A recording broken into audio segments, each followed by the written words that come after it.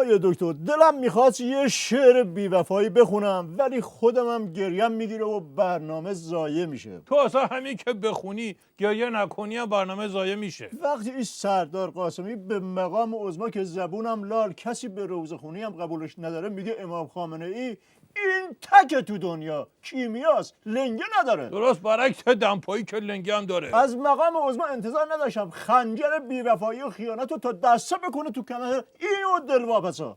اتفاقا کسایی که انتظار نداشتی انتظار داشته باش. بله مثلا من از خودم هم انتظار نداشتم بعد از این همه نشست و برخاست استراتژیکی با شما بازم این همه پپه باشه. آره. آخه عظما به کی وفا کرده که این دومش باشه؟ آفرین. به نظر من محبت رو از آبشار بیاموزی که خودش سقوط میکنه اما حالا اماشو نمیدونم ولی شما حالا بیاموزید ضرر که نداره قربونت زود برم. باش سوالاتو بکن کم کم دارم جوش میارم بعد اون برات ضرر داره. آیه دکتر یه سوالی از مدتی ذهن خودم رو درگیر کرده و داره دیوونم میکنه. خب مگه این برجام و مقام عظما تایید نکرده و خط خودش نبوده؟ چرا؟ خب پس این مجلس مگه بیکاره یا مشنگه که اینو بررسی میکنه و اینطوری از هم دیگه پاچه میگیرن آبروریزی بار میارن؟ خب هم بیکارن هم مشنگن. الان بیشعورترین بسیجی هم مثل همین این سردار قاسمی سردار نقدی هم حالیشون شده که مقام عظما یکی میزنه به نل یکی میزنه به میخ. چرا اینجوری های دکتر؟ بحثو خیلی ساده میکنم که تو نظام از خر به بالا همه بفهمن. همه رو باید چوب نرونین آی دکتر بالاخره فرق است بین قاسمی و نقدی. آره اما یه سوال استراتژیکی همینجا از خودت بکنم فرق خر با گاو چیه؟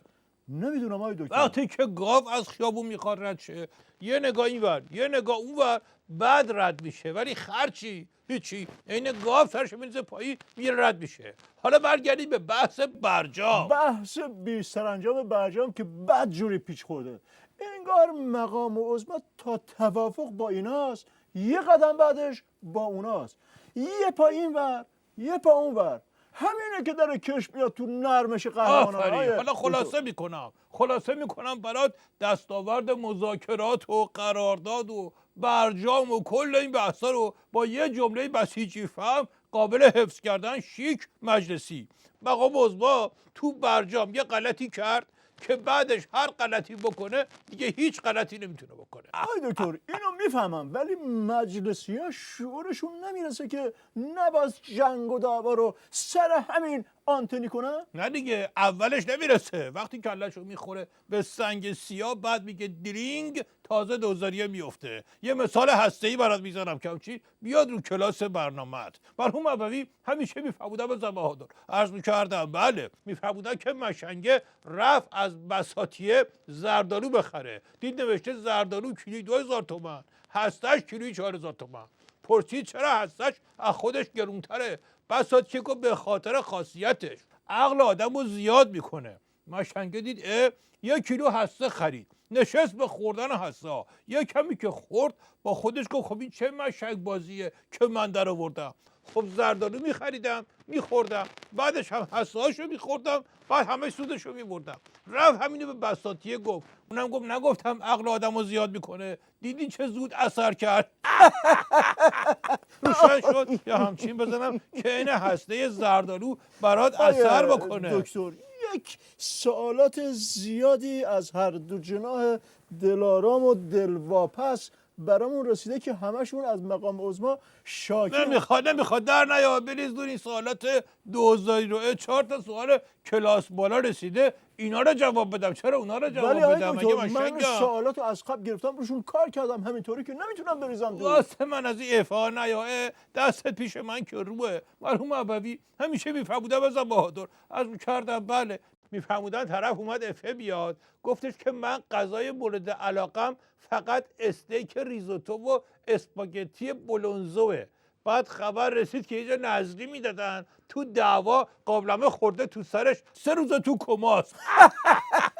روشن شد یا همچین بزنم که بری تو کما دیگه از این خنده ها نکنی. سوالاتو که براتون فرستادن میخونم تا خودتون برین تو کما.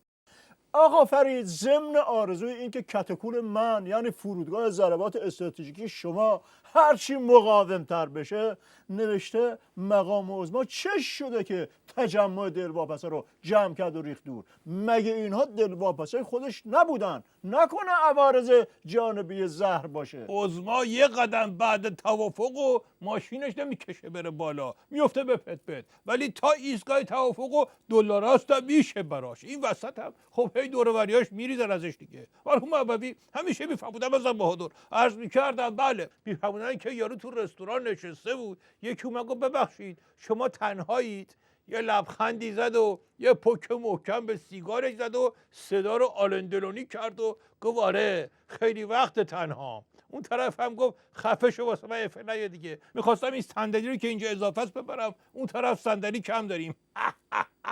هیچی دیگه، یارو نابود شد. روشن شد همچه بذارم که تو هم عین یارو نابود بشی اینجا. حسین آقا آذری گفته در نهایت این علی گدا جام زهر رو سر میکشه یا این وضع رو ادامه میده؟ یه سوال دیگه هم کردن ولی شما همین یکی رو جواب بدین هنر کردین. چی گفتی؟ چی گفتم؟ هنر شما اینه که سوالات رو یکی یکی جواب میدین، ولی بذارین من بیام کمکتون. حسین آقا بذار این سوال هفته بعد جواب بدیم. دکتر الان خسته. نه بذار جواب بدم، بذار جواب بش بده. نه به خودتون رحم کنین. سوال بعدی خانم نادری پرسیدن دکتر نظرتون در مورد دست دادن ظریف و اوباما چیه؟ بالاخره اتفاقی بود یا از قبل طراحی شده بود؟ خیلی سوال جالبی بود. والا اینکه چطوری 8 لایه حفاظتی و اینا رو رد کرده باشه و اتفاقی دست داده باشه، اینا حالا چیزی نیست. سوال بیشتر اینجاست که چرا از این اتفاقا تو اون یکی ملاقات با وزیر خارجه عربستان جور نمیشه براش؟ ممکنه این دست دادن اتفاقی بوده باشه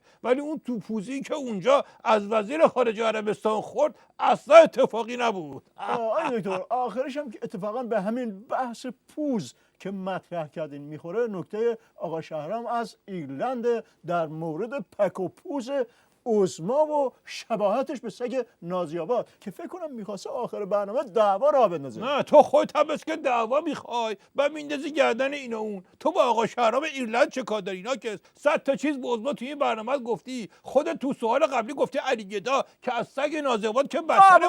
قبول نیست. چند نفر به یه نفر از ایرلند کمک گرفتی و زورتو به من میرسونی. من زورم به تو میرسونم. یه حرف زورتو که من ایرلند